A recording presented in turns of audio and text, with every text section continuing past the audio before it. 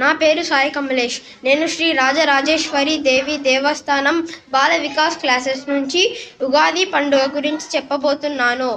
తెలుగువారు జరుపుకునే మొట్టమొదటి పండుగ ఉగాది పండుగ. అప్పటి నుంచే తెలుగు వారికి నూతన సంవత్సరం ప్రారంభం అవుతుంది. దీనిని తెలుగు సంవత్సరాది అని కూడా అంటారు. ఉగాది పండుగ చైత్రమాసం శుద్ధ పాడ్యమిన వస్తుంది. ఉగాది పండుగ వసంతకాలంలో వస్తుంది. ఉగాది పండుగ రోజు ముఖ్యంగా ఉగాది పచ్చడి చేసుకుంటాము. ఉగాది పచ్చడి షడ్రుచుల సమ్మేళనం. ఇది జీవితంలో జరిగే వివిధ అనుభవాలను సూచిస్తుంది. తీపి సంతోషం, ఉప్పు ఉత్సాహం, కారం సహనం, పులుపు నేర్పు, చేదు బాధ, వగరు కొత్త సవాళ్లకు సంకేతం. ఉగాది పచ్చడిలో వైద్యపరంగా కూడా రోగ నిరోధక శక్తి ఉంటుంది.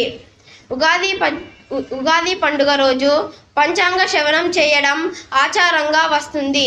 పంచాంగ శ్రవణం అంటే 5 అంగాలు అని అర్థం.